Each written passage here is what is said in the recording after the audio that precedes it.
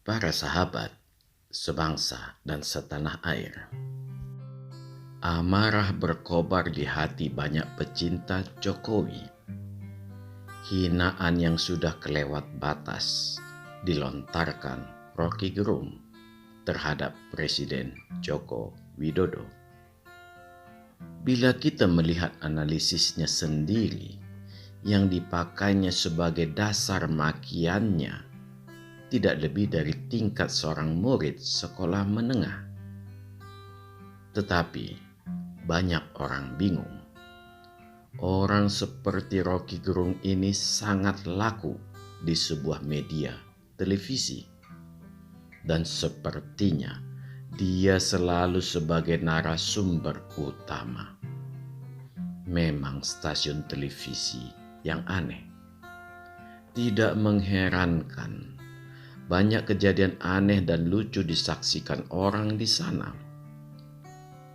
Orang banyak menonton, bukan karena pencerahan di dalam kontennya, melainkan dikarenakan konten yang penuh tololisasi, menjadi bahan hiburan yang cukup menyegarkan. Orang dengan mudah melihat yang mana yang smart dan yang mana yang tolol.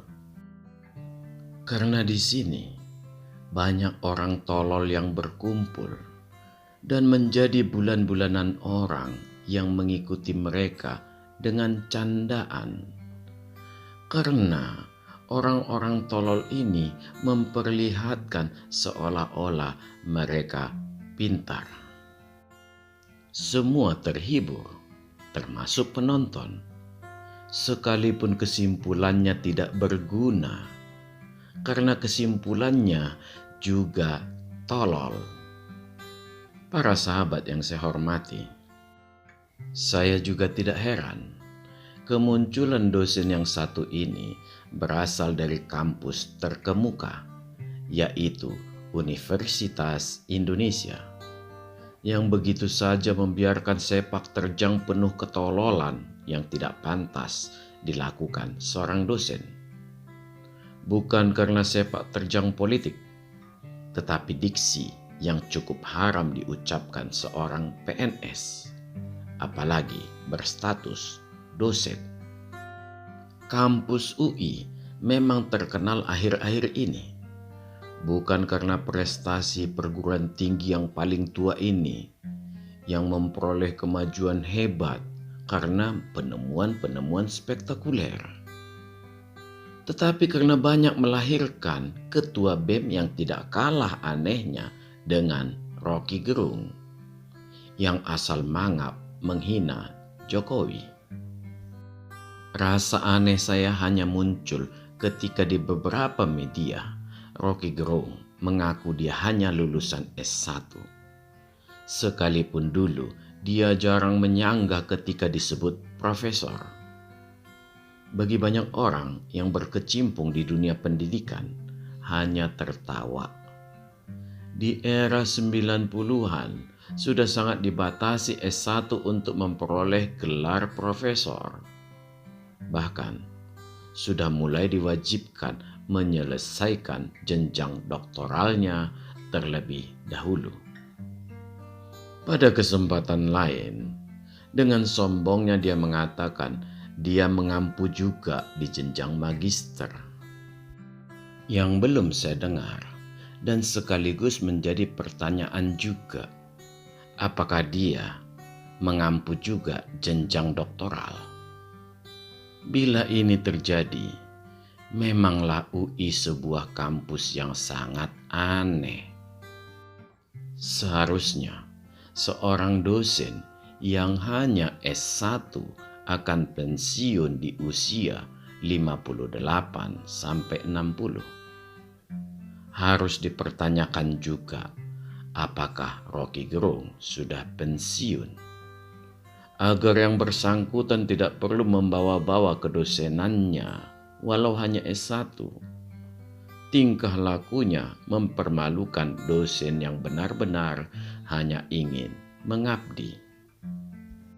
Para sahabat yang saya hormati, Yang menjadi intens saya di video ini adalah analisis dosen yang memiliki ketololan tingkat dewa, yang mengatakan bahwa Jokowi mencoba menyelamatkan diri akan masa depannya, sehingga Jokowi berusaha mencari cantelan untuk itu. Dari sinilah dia mulai mengeluarkan hinaan yang luar biasa ke Jokowi. Tetapi bagi orang yang berpikir, sangat tampak sepertinya Rocky Gerung menyimpan dendam atau kekecewaan yang luar biasa terhadap targeting yang mungkin akan gagal diraihnya. Marilah kita melihat tuduhan Rocky Gerung itu. Yang harus saya katakan adalah analisis seorang dosen yang levelnya baru di tingkat sampah. Yang menambah kacau adalah sampah itu sudah berada di TPA atau tempat pembuangan akhir. Para sahabat yang saya hormati, seluruh bangsa Indonesia yang berpikir sadar bahwa Orde Baru akan tetap ada dan sulit hilang, dan bahkan tidak mungkin hilang. Ini disebabkan oleh sebagian besar, bahkan bisa jadi seluruh manusia dewasa saat itu sudah terdistorsi dengan cara mencari hidup di era Soeharto, yaitu korupsi. Zaman reformasi mengakhiri Soeharto. Sebagian sadar serta turut gerakan reformasi dan ingin membenahi Indonesia dari keterpurukan. Sebagian lain ada yang mimikri dan menyelundup bagaikan bunglon atau ikan buntal demi mencari selamat dan cuan sendiri. Sebagian kecil masih bertahan dengan segala ornamen Orde Baru. Langkah Jokowi yang banyak menggembosi antek Orba ini sangat merugikan mereka. Perlahan-lahan pemiskinan terjadi dengan cara penyitaan. Mereka mulai melakukan perlawanan balik secara diam-diam. Perlawanan mereka ini banyak dibantu oleh orang-orang yang memiliki rasa hutang budi kepada Soeharto. Inilah kroninya. Kondisi inilah yang sangat merepotkan Jokowi. Sangat sulit melihat siapa kawan dan siapa lawan. Jokowi memilih melakukan terobosan melalui pembangunan infrastruktur sambil meneropong pergerakan para pembantunya. Inilah yang membuat Jokowi lebih banyak melakukan gerakan seperti langkah catur, tetapi mematikan langkah lawan politiknya. Para sahabat yang saya hormati, pilihan langkah Jokowi melakukan stressing pada pembangunan infrastruktur didukung orang-orang yang sangat baik di sekitarnya. Kecintaannya kepada rakyatnya membuat dia melakukan segalanya secara all out. Keberhasilan pada pembangunan ditambah dengan keberhasilan melepaskan diri dari COVID-19 sangat memasyurkan namanya di dunia. Semua memberi feedback yang luar biasa positif kepadanya. Dia dihormati seluruh dunia. Dia sangat dicintai seluruh rakyat Indonesia, dan gilanya tingkat kecintaan itu berada pada angka 90%. Dari presentasi keberterimaan rakyat terhadap Jokowi inilah seharusnya seorang dosen mulai harus berhati-hati melakukan penilaian. Dan kita akan melihat betapa seorang Rocky Gerung mempermalukan dirinya. Dan 90% rakyat Indonesia memberi dia sumpah serapah sebagai orang tolol dan bajingan tengik.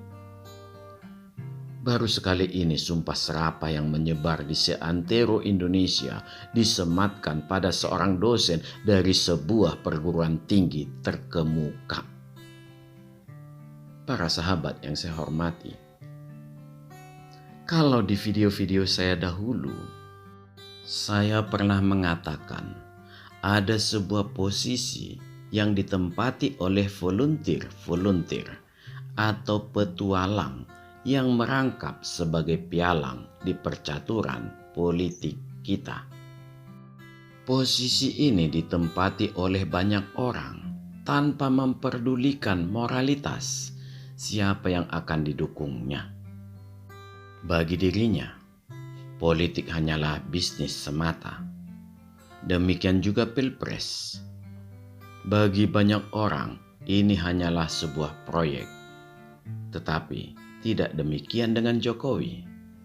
Dia tahu bila Orba kembali berkuasa, maka semua akan kembali ke nol.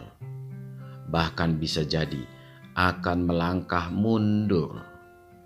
Yang paling berbahaya adalah bila terjadi pasangan capres dan cawapres yang berasal dari kandidat capres. Iya, dua capres bergabung membentuk pasangan. Para sahabat sebangsa dan setanah air, bila hal di atas terjadi, mereka akan mengeluarkan semua kekuatan secara membabi buta. Jurus perintah langit dan intimidasi mulai dijalankan. Bila sudah masuk unsur perintah langit, biasanya aparat diam atau pura-pura diam sambil menanti momentum kesempatan naik pangkat. Hal ini sangat sering diremehkan banyak orang. Tetapi justru disinilah yang dijaga Jokowi sebenarnya agar tidak terjadi. Sehingga dia mengatur agar semua sistem berada di dalam kesetimbangan politik.